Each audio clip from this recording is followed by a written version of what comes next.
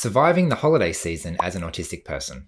The end of year period can be a pretty crazy time, with lots of special annual events and increased social demands. Most people really love it, but for many in the autistic community, it can be an absolute nightmare. So in this video, I'm going to share a bit of a survival guide and walk you through 5 steps that you can take to avoid the stress and maybe even have a good time. Hi everyone, Paul Micallef here from Autism from the Inside. I make weekly videos sharing the human side of autism, so make sure you hit subscribe to get the latest content. So in true autistic style, let's start with a complete diversion.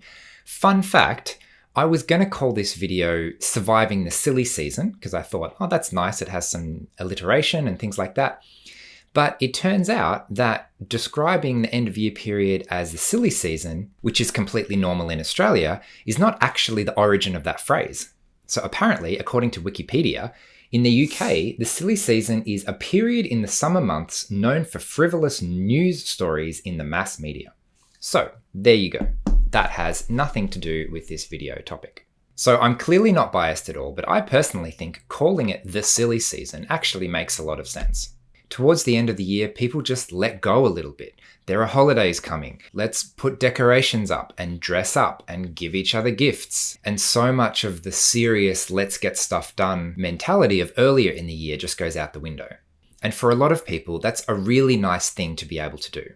But if you're the kind of person who struggles to meet social expectations, having all of these extra demands, like work Christmas parties or end of year functions, family gatherings, cultural events, there is so much more from a social and community point of view at this time of year.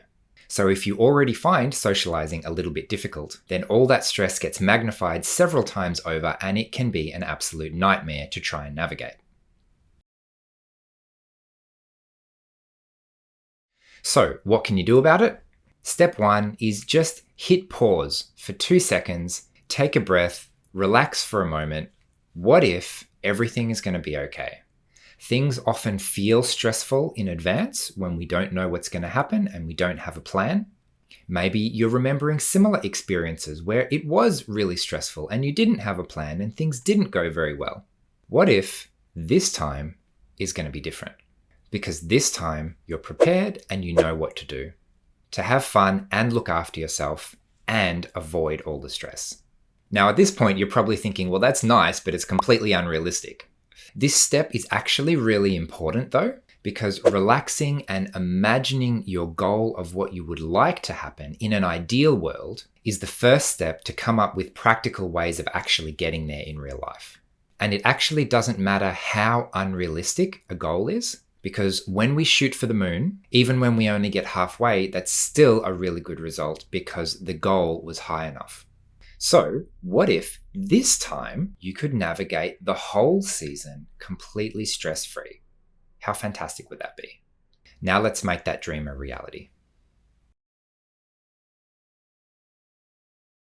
Step number 2 is to give yourself permission to look after yourself. Our initial goal was a completely stress-free period, but let's be honest, in reality, most of us would settle for a period of a little bit of stress that is not overwhelming. So how can we reduce the stress to be 100% sure it's never going to be overwhelming? Ultimately, that means giving myself permission to do whatever it is that I need to do to make sure that I'm okay. Maybe that means taking a break. Maybe that means adding some self-care activities. Maybe that means sitting out of some things altogether. The way I like to think about this step is imagine you had a doctor's certificate. I'm imagining I'm literally back at school and I've got a note that I can give the teacher from the doctor saying, Paul is allowed to sit out of these activities for medical reasons. What if you don't need to participate in everything because you have permission to sit out whenever you need? The permission slip doesn't say I have to stay home. Instead, it's a no questions asked excuse to say, thank you, I've had enough now. And I know from personal experience, it's actually really difficult to do this for ourselves, to feel like you have the right to take a break if you need to, or to say no to a social expectation or other demands in your life. So a bit of a fun, silly way that is actually really effective to do this is to actually get someone in your life to write you out a permission slip. It's obviously not a legally binding document or anything like that, but if your partner or a friend or even your doctor can just write you a little note to remind you that you do have permission to look after yourself when you need to, just having that external validation can sometimes be really helpful. So now that you've given yourself permission to do whatever it is that you need to do, the next step is to decide what you want to do. How much would you like to participate? And if your answer is nothing, there's nothing I want to do, I just want to stay home and shut the door and wait for February, then I'd probably challenge you to look a little bit closer and try and disambiguate the things that you don't want to do from the things that are actually enjoyable for you.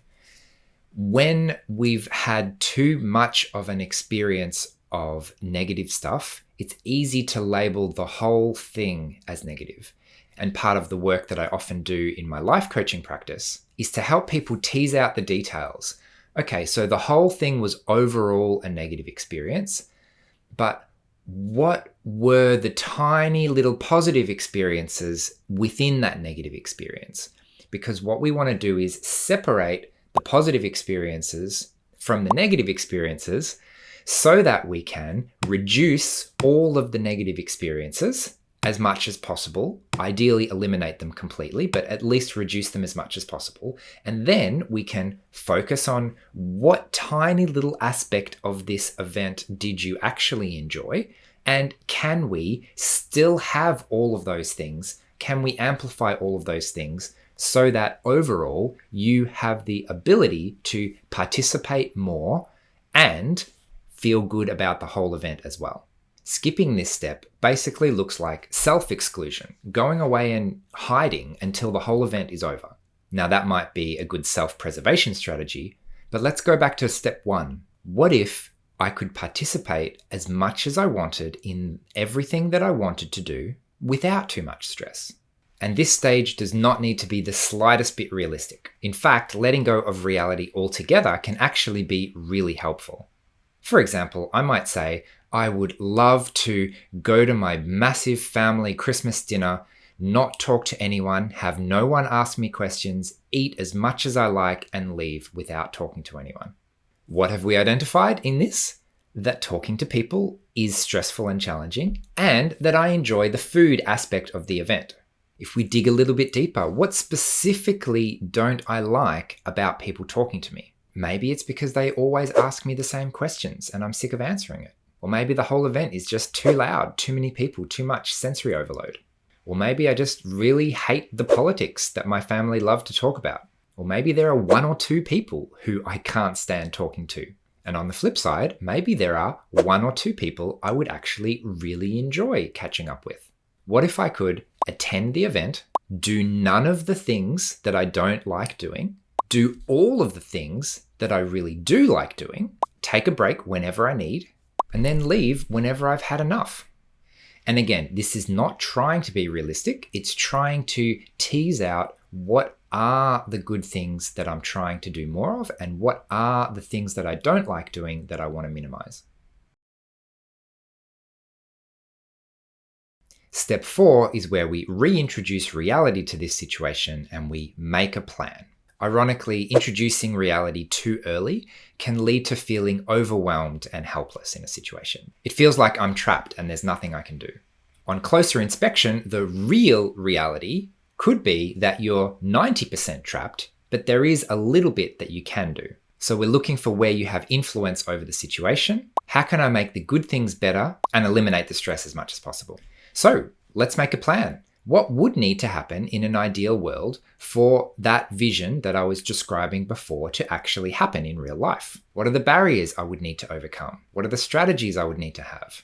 Okay, so I don't want people talking to me. I probably can't avoid that 100%. What if I came early before too many people arrived? What if I take a big fat break in the middle and when everyone sits down to dinner, I go off by myself and have some downtime for an hour or two? If I don't like the food, can I bring my own food? If it's too noisy inside, can I stay outside? Can I wear earplugs? Can I bring my headphones? Can I plan in a stimming break or a sensory deprivation timeout? Can I take a book? Can I go for a walk? Can I have a nap in the car?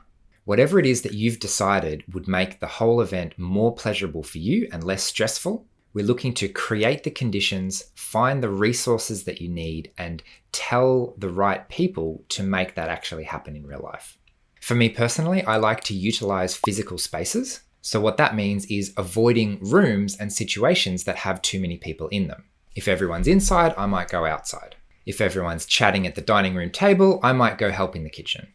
And you can see how all of these steps rely on all the previous steps, because I'm committing to myself to have a stress-free time. I'm giving myself permission to do whatever I need. I've identified what it is that I need and what I want to get out of the situation. And then I'm physically doing it in the moment. The strategy of how to do it is going to vary from person to person, but I've given you a couple of examples here. So step number 5 is to have a contingency plan.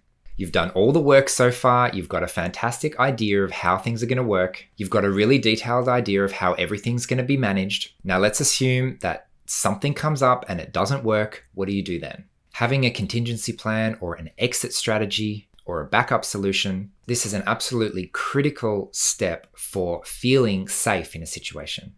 Because I might have my ideal vision of how I would like things to go, but the chances of that actually happening in reality are pretty low.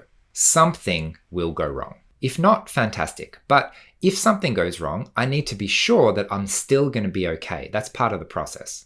So what might an exit strategy look like? Is there a safe space that I know I can retreat to? If things get too much, what do? Do I go and sit in my car? Do I go for a walk? Is there a spare bedroom that I can negotiate in advance to go and chill out in if necessary? Can I just leave early and go home? Maybe I don't need a break. Maybe I'm done, and I just need to call it a day. It's kind of ironic, but I always find that when I have a really good exit strategy, it allows me to stay in a situation much longer. Without an exit strategy, I'll be stressed the entire time, hoping things go okay and nothing catastrophic happens that I can't deal with. Having that safety net means that the whole event can be stress-free. Or at least you get full control of deciding how much stress you're happy to tolerate. It means you're picking between two good options. I can stay if I want and enjoy myself if I want, or I can leave if I want and relax by myself if I want. Okay, I think I should wrap up there for today. I'm interested to hear what your strategies are and what you thought of these 5 steps that I've shared with you today. I'm especially interested to hear if you've been missing one of these steps in your previous attempts to survive the silly season. Yes, I'm going to keep calling it the silly season, okay? Because it sounds nice and I like saying it. But I should definitely leave it there for today. So thanks again for watching. Please like, subscribe, comment, and all those good things. All the best for surviving the season of silliness, and I'll see you next week.